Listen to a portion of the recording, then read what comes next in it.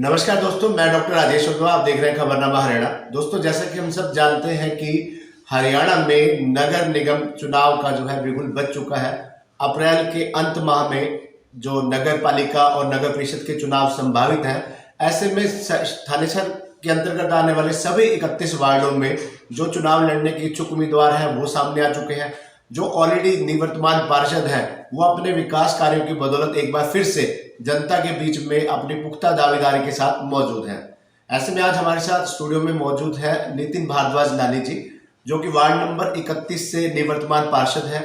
श्री ब्राह्मण तीर्थोद्धार सभा के वरिष्ठ उप प्रधान हैं, लगातार समाज सेवा के कार्यों में सक्रिय हैं। थानेसर विधायक सुभाष चौधा के बड़े अजीज हैं, करीबी हैं, भाजपा के वरिष्ठ नेता भी हैं।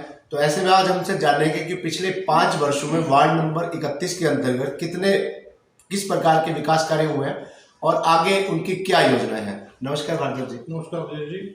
नितिन जी, मैं ये जानना चाहूंगा कि आप लगातार सक्रिय हैं, मतलब आप कह सकते हैं विलक्षण प्रतिभा के धनी हैं कि आप समाज सेवा के कार्यों में भी सक्रिय हैं, ब्राह्मण तीर्थोद्धार सभा के वरिष्ठ उप प्रधान भी हैं, मंदिरों के तीर्थों के विकास में भी जुटे हुए हैं और लगातार वार्ड की सेवा में भी जुटे हुए हैं।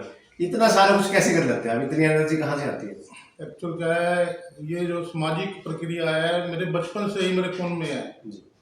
मैं छोटा सा था, मैं तब से जो मोहल्ले के अंदर रामलीलाएं होती थी, मोहल्ले के अंदर जगराते होते थे, मैं उनमें बढ़ चढ़ कर भाग लेता था। धीरे धीरे फिर ब्राह्मण सभा में मैंने अपनी दावेदारी पूरी निभानी शुरू करी।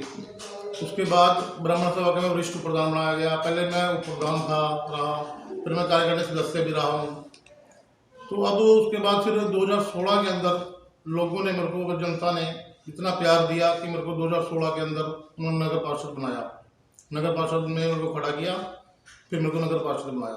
तो इन पिछले 5 वर्षों में जो आप निवर्तमान पार्षद है, पिछले 5 वर्षों में वार्ड नंबर 31 में किस प्रकार के विकास कार्य हुए हैं, कितने कार्य हुए हैं?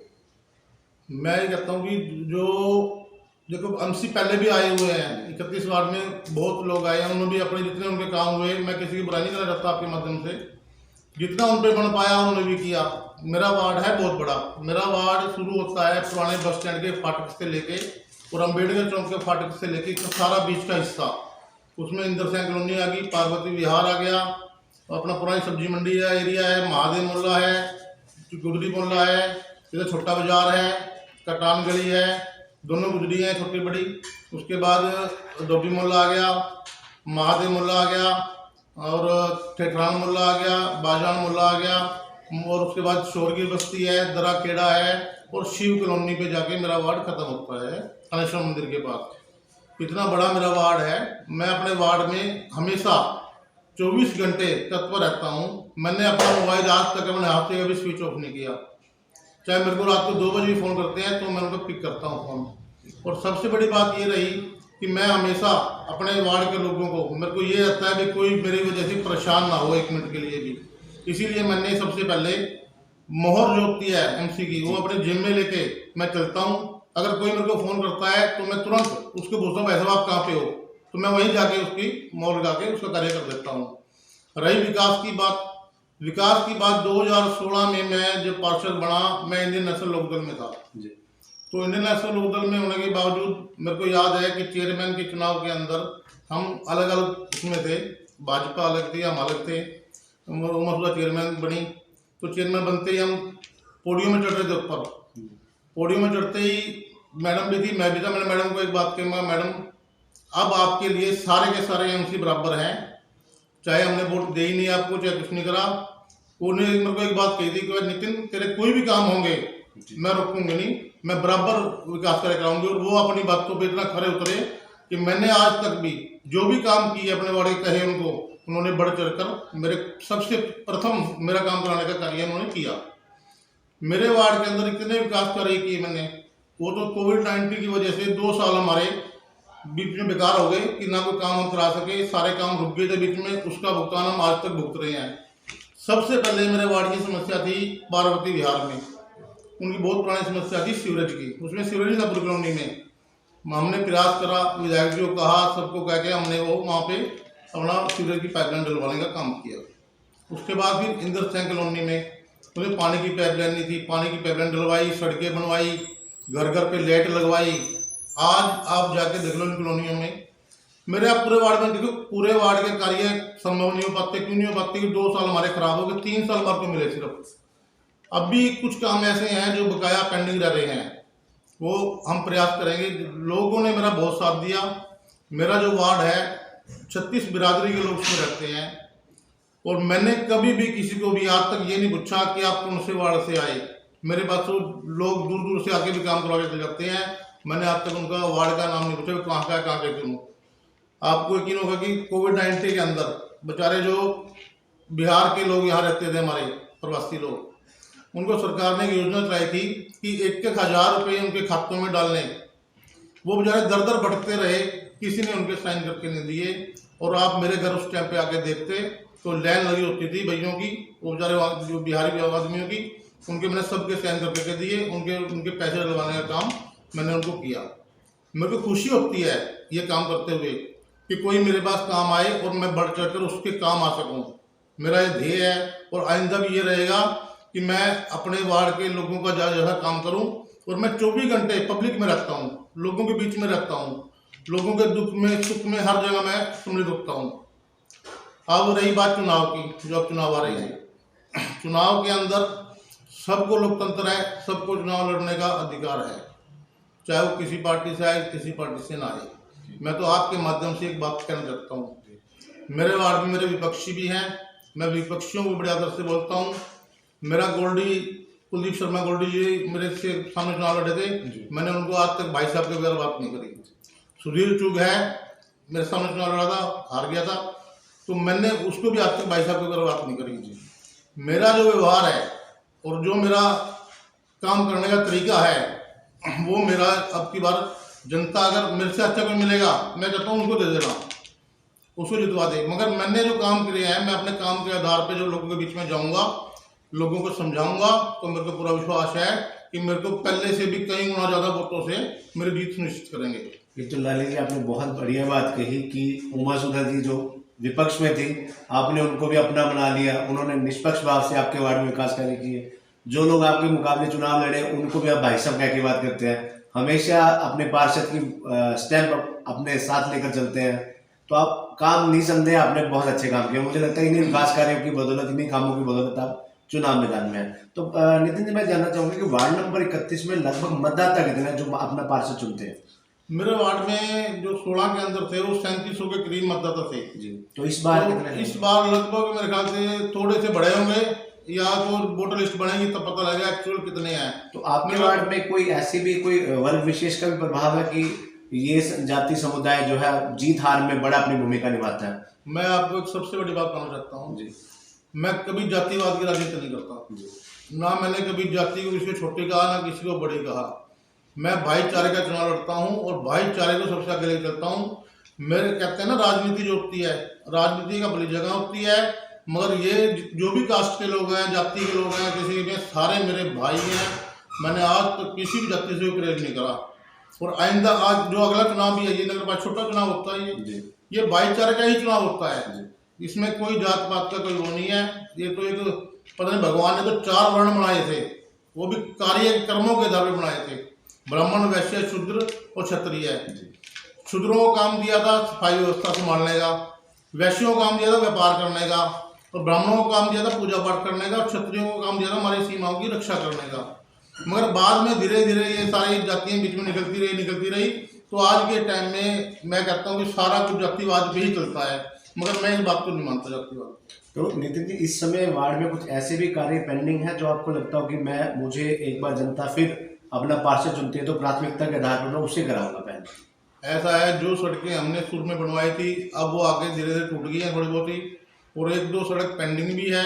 1-2 जगह आप यह देखो कि आप या मेरे का कार्यकाल पिछले 25 मई को खत्म हो गया था जी। तो अब भी मेरे वार्ड में कार्य चल रहा है। आज की डेट में भी आप जाके देख सकते हो, सौरगिर बस्ती में और चक्रपाणी गली है, उसमें सीवरेज का कार्य है, वहाँ पे चल रहा है। आज भी सीवरेज चल रहा है वहाँ पे। तो आपके वार्ड में काफी गरीब परिवार भी हैं, जरूरतमंद परिवार भी हैं जो बस्तियों में रहते हैं। पीछे कुछ दिन पहले आपके वार्ड में एक गरीब परिवार की छत भी गिर गई थी, वो झोपड़ी में रहने को मजबूर हो गए थे। तो क्या ऐसे परिवारों की मदद के लिए प्रदेश सरकार की, केंद्र सरकार की जो योजनाएं चल रही हैं, क्या उन्हें कोई उनका लाभ मिल रहा है आपकी तरफ से? देखो, ये तो हाथ से उठते हैं कि हाथ से गिर के, पर बेचारों का उनका कच्चा मकान था, मेरे वार्ड के ही है वो, उनके फादर का नाम कन्हैया है। सबसे पहले मैं बाद में लेट पहुंचा था, विधायक जी हमारे मेरे से पहले वहाँ पे पहुंच गए थे, और साथ में हमारे सांसद जी हैं, नायब रानी जी, दोनों सबसे पहले मेरे से पहले पहुंच गए थे वो। मेरे को बाद में पता लगा कि उनको पहले पता लगा, पहले पहुंच गए मेरे वार्ड में। जाते उन्होंने उनको बच्चे का बेचारे का पोस्टमार्टम करवाया और देख रेख करी, छोटे बच्चा भी उसमें एक दबा हुआ था, उसको भी निकाल के वहाँ लेके सारे हॉस्पिटल में कार्य संभाला उन्होंने। उसके बाद संभालने के बाद 2 लाख रुपए उन्होंने अलाउंस किए थे बच्चे के, फादर को मिले हैं। बाकी फिर उसके बाद इमीडिएटली हमारे सांसद जो नायब रानी जी हैं, उन्होंने एक लिस्ट तैयार कराई थी पीएमवाई की, प्रधानमंत्री आवास योजना की, कि भाई जो जो कच्चे मकान इनके रह रहे हैं, जो पहले लिस्टों में नाम नहीं आए हैं, तो उनका दोबारा से सर्वे किया जाए और हो गए। अब वो कार्य प्रोसेस में है, मगर मैं आपके माध्यम से एक बात कहना चाहता हूँ कि वो लोग बड़े परेशान हैं, बेचारे बाहर झुपड़ी में रह रहे हैं, उनका दुख दर्द मेरे को देखा नहीं जाता। मैं विधायक जी से आपके माध्यम से कहना चाहता हूँ कि उनकी तरफ थोड़ा सा ध्यान देके, अगर उनके पीएमएवाई के और जल्दी से जल्दी पास होकर उनकी ग्रांट उनको मिल जाए, बेचारे वो अपना घर बना लेते हैं। तो नितिन जी, आपके वार्ड में, वार्ड नंबर 31 में एक डेयरियों की बड़ी समस्या है, जो गोबर, क्योंकि नालियां अभी वहाँ काफी है वार्ड 31 में, तो वो जो गोबर नालियों में बहता रहता है, कहीं ना कहीं समस्या का, गंदगी का, जल निकासी का एक कारण बनता है। तो उन डेयरियों की वहाँ से निकासी के लिए, कहीं और उन्हें शिफ्ट करने के लिए कोई योजना है?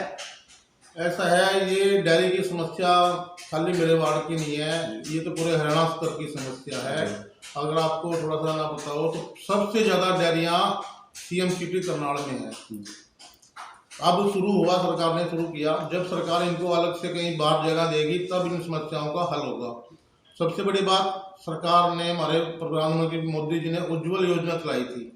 उज्ज्वल योजना चलाने के बाद इस गोबर का कोई भी यूज नहीं रहा। पहले गोबर का यूज होता था, गोबर के उपड़े बनते थे, जो गरीब लोग हैं और वो उपलों में अपना खाना बनाते थे। उसके बाद जब उज्ज्वल योजना में घर घर सिलेंडर मिलने शुरू हो गए इनको, तो उन्होंने जो है गोबर वो बाणा, नाली में बाणा शुरू कर दिया। गोबर एक ऐसी चीज है जो पानी से बहता है, नीचे बैठ जाता है, सीवरेज में जाएगा, सीवरेज ब्लॉक हो जाएगा, नाली में जाएगा, नाली ब्लॉक हो जाएगी। इससे वाकई मैं कहता हूँ मच्छर की समस्या और ज़्यादा बीमारी की समस्या भी उत्पन्न होती है।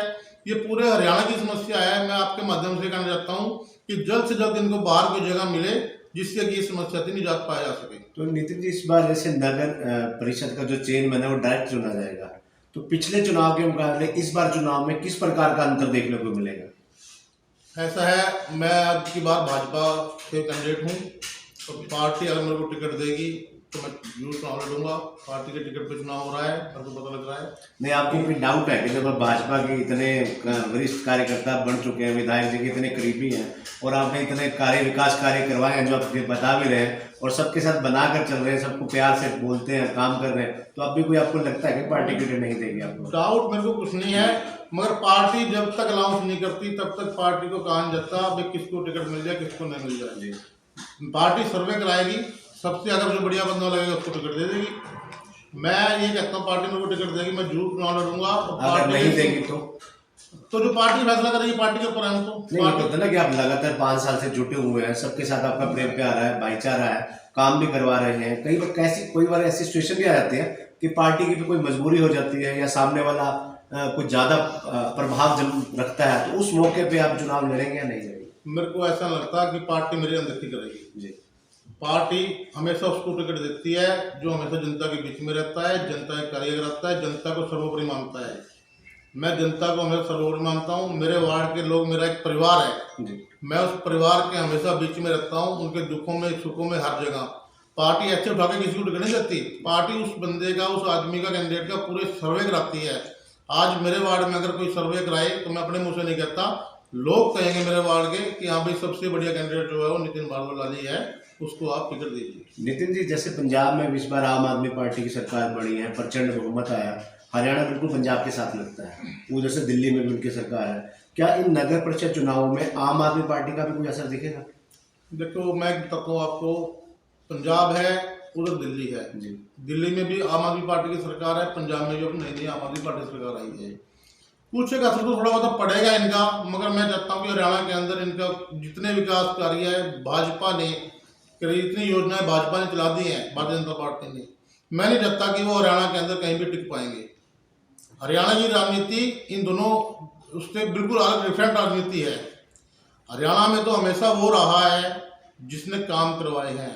आज प्रधानमंत्री मोदी जी का मैं रात को देख रहा था, उन्होंने श्री राजीव गांधी जी के बारे में उन्होंने उड़ीसा के अंदर कहा था कि भाई हम 1 रुपया देते हैं, दिल्ली से 15 पैसे पहुंचते हैं। वो अपने मुंह मान रहे थे कि भ्रष्टाचार इतना है कि 15 पैसे पहुंचते हैं। तो मोदी जी कहते हैं हम 1 रुपया देते हैं तो 1 का 1 रुपया वहां पहुंचता है। तो उनके सिस्टम कराने का तरीका ऐसा है, हर जो लास्ट गरीब का आदमी व्यक्ति है वहां तक भी हमारी जो लाभ है भारतीय जनता पार्टी के योजनाओं को उनको तो पहुंच रहे हैं।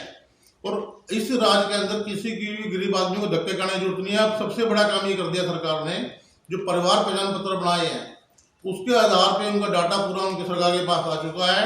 अब उनको कहीं भी जाने की लोड़ नहीं पड़ने की। जो भी स्कीम में आएंगी, जो पात्र होंगे, सही सुपात्र होंगे, उनके पास अपने ऑटोमेटिकली लग जाएंगे। कोई 60 साल का होएगा तो 60 साल की पेंशन को कागज बनाने की जरूरत नहीं है, कुछ बनाने की जरूरत नहीं है। साल उसके अकाउंट में अपना पेंशन आ जाएगी, मोबाइल पे उनका मैसेज आ जाएगा। तो नितिन जी, एक प्रश्न, जैसे हम नगर परिषद चुनावों की बात कर रहे हैं, चेयरमैन की बात कर रहे हैं, पार्टियों की बात कर रहे हैं, राजनीति की बात कर रहे हैं, तो एक प्रश्न आपसे पार्षद के तौर पर नहीं, एक शहरवासी के तौर पर है, क्योंकि आप समाज से भी हैं, संस्थाओं से भी जुड़े हैं, पार्षद भी रह चुके हैं। एक प्रश्न ये बनता है कि भाजपा की ओर से, क्योंकि कई दावेदार हैं, जैसे आपने कहा कि पार्टी मुझे टिकट देती है नहीं देती, इसका मतलब और भी दावा ठोकेंगे, ऐसे चेयरमैन के भी कई दावेदार हैं हर पार्टी की ओर से। तो आपको क्या लगता है कि भाजपा की ओर से कौन मजबूत दावेदार है, और आम आदमी पार्टी की ओर से या कांग्रेस की ओर से कौन चेहरा हो सकता है? देखो, मैं तो एक बात कहता हूँ आपके माध्यम से, भाई जो सरकार इनका ड्रा निकालती है जी, तो संयोगवश हमारा यहाँ का ड्रा लेडीज का आ गया है, महिला का आ गया। महिला आरक्षित सीट हो गई है चेयरमैन की। महिला आरक्षित सीट के अंदर हमारे ऑलरेडी पहले ही उमा सुधा जी जो है लेडीज है और बड़ी सक्रिय भूमिका निभाती है राजनीति के अंदर। तो उमा सुधा जी मेरे को लगता है कि वही उनकी भाजपा के अंदर टिकट होगी, और अगर उनकी टिकट हुई तो विकास जो है हमारे सनेस्तर के बुलंदियों को छुएंगे। और रही बात कांग्रेस वाला की, वो उनकी पार्टी देखेगी कौन सी उनकी लेडीज वर्कर है, लेडीज जो सारी उम्र जिन्होंने लेडीज ने कार्य किया है उनकी पार्टी के अंदर, तो प्राथमिकता मेरे को लगता है उनको मिलनी चाहिए, ना कि जो जेंट्स फिर रहे हैं भाई मेरी वाइफ को टिकट मिल जाए या उसकी वाइफ को टिकट मिल जाए। वो तो गृहणियां हैं जी। टिकट जो है सरकार जो पार्टी दे तो वो उसको दे जो उसका वर्कर है। लेडीज आरक्षण, महिला आरक्षण सीट हुई है तो महिलाओं में जो उनकी पार्टी के कार्यकर्ता है उनको टिकट मिलनी चाहिए। जैसे हम कहते हैं निशी गुप्ता है या बिमला शर्मा है, जो महिलाएं लगातार सक्रिय हैं, हाँ, जो हर बैठकों में रैलियों में नजर आती है। तो नितिन जी, एक प्रश्न था कि जैसे आप अपना ब्राह्मण तीर्थोद्धार सभा के वरिष्ठ प्रधान भी हैं, सभा जो है लगातार तीर्थों के विकास कार्य में लगातार सक्रिय है, और ऐसे में तीर्थों के विकास की दृष्टि से केंद्र और प्रदेश सरकार भी लगातार अंतर्राष्ट्रीय मानचित्र पर कुरुक्षेत्र को विकसित करने के प्रयासरत है। वहाँ संस्था क्या क्या कार्य कर रही है? ऐसा है, हमारी संस्था बहुत पुरानी संस्था है ब्राह्मण तीर्थोद्धार सभा। ब्राह्मण तीर्थोद्धार सभा हमारी एक लोकल बॉडी है शहर की, जो 1977 से पहले के यहाँ के रहने वाले हैं वही हमारे मेंबर हैं। हमने हमारे यहाँ ब्राह्मण सभा में बहुत, हमारे जो प्रधान है जयनारायण शर्मा जी हैं, जयनारायण शर्मा जी ने अपना सारा राजनीतिक जीवन जो है खत्म करके एक समाज के लिए जी रहे हैं। वो रात दिन तत्पर वो ब्राह्मण समाज के लिए कार्य में लगे रहते हैं। उन्होंने आज तक कोई पार्टी ज्वाइन नहीं की। आज तक उन्होंने अपना सारा का सारा राजनीतिक जो कैरियर था वो सारा का सारा सामाजिक उसमें समाज के नाम सर्वोपरि कर दिया। उनके कार्यशैली इतनी बढ़िया है कि 1997 से लेके आज तक हमारी सभा के अंदर कोई मतभेद नहीं है। हमारी बिरादरी में बाकी सभाओं में देख लो, हर एक में एडमिनिस्ट्रेटर लग चुके हैं जी। हमारी सभा के अंदर हमेशा सर्वसम्मति से चुनाव होते हैं और पता नहीं लगता चुनाव हो भी गए हैं नहीं हो गया है, क्योंकि कार्य इतने स्वरूप चल रहे हैं, ईमानदारी से चल रहे हैं। अब हम करोड़ों रुपया, मैं आपको लगता हूँ पूरे देश के अंदर सबसे ब्राह्मणों के अंदर सबसे अमीर सभा जो है वो हमारी है। हमने हमारी वेद पाठशाला चल रही है ब्रह्मपुर पे, जहाँ पे निःशुल्क 50-60 बच्चों को हम वहाँ भोजन का व्यवस्था करते हैं, पढ़ाने का कर्मकांड की शिक्षा देके वो अलग अलग क्षेत्र में भेजते हैं। और हमारी धर्मशालाएँ हैं सबसे बड़ी, हमारी होटल कम धर्मशाला बन रही है रेणुका सदन, जो हमारे सुरेंद्र सिंह के पंप के सामने है। उसमें फैसिलिटी होटल की है और नाम धर्मशाला है, और उसके रेट भी धर्मशाला जैसे हैं, बिल्कुल AC रूम है सारे के सारे। एक धर्मशाला हमारी वरदास मंदिर धर्मशाला ब्रह्मपुर पे है, एक ब्रह्मपुर ये धर्मशाला हमारी पुराने बस स्टैंड पे है, और हमारे जो मेन मंदिर सारे हमारे अंदर हैं, उनकी भी व्यवस्था बड़ी सुचारू रूप से जयनारायण शर्मा जी की देखरेख में। हम सारे तो जयनारायण शर्मा जी के बिल्कुल पीछे हैं, जो जैसे वो हमारे को देश देते हैं हम वैसे ही उनके कार्य करते हैं। उन्होंने मेरे को 2-4 बार हो गए उप प्रधान बनाया, 2 बार उप प्रधान बना मैं, पिछली बार विश्व प्रधान बना था। अब देखते हैं, आगे चुनाव आ रहे हैं, फिर देखते हैं क्या होगा। तो मतलब कि कहने का मतलब यह है कि जया गांधी जी की देखरेख में वो हर कोई भी सरकार आती है उससे पूरा सहयोग लेते हैं। अब भाजपा सरकार के अंदर हमारी सभा को इतनी इमदाद करी भाजपा सरकार ने। हमारा एक तीर्थ बन रहा है कालेश्वर तीर्थ, शहर का सबसे पुराना तीर्थ था। अभी तो खैर काम रुका हुआ किसी कोविड की वजह से, मगर वो तीर्थ का सुचारू रूप से वहाँ कार्य चल रहा है। तो तीर्थ सुंदर भव्य तीर्थ बनेगा, वहाँ पे बहुत अच्छा तीर्थ बनेगा। तो धन्यवाद नितिन जी। तो ये थे हमारे साथ नितिन भारद्वाज जी, जो अपनी बातों से आपने देख ही लिया होगा कि वार्ड नंबर 31 में पिछले 5 वर्षों से लगातार सक्रिय हैं। इनकी विशेषता ये है कि सबको बिना जाति भेद के सभी के साथ समान भाव से व्यवहार करते हैं। समाज सेवा के कार्यों में भी सभा के माध्यम से लगातार सक्रिय हैं। पूरी इन्होंने अब तक इन्होंने पूरी बातचीत में मुझे लगता है सबके बारे में सकारात्मक बात कही है, चाहे व्यक्ति विशेष हो, चाहे सभा हो, चाहे पार्टी हो या उनका वार्ड हो। तो ऐसे में हम वार्ड नंबर 31 की इनकी विकास कार्य जो उन्होंने बताया है, आपको फिर अन्य वार्डों के साथ नए उम्मीदवार के साथ एक बार फिर से आपके सामने हाजिर होंगे। तब तक धन्यवाद।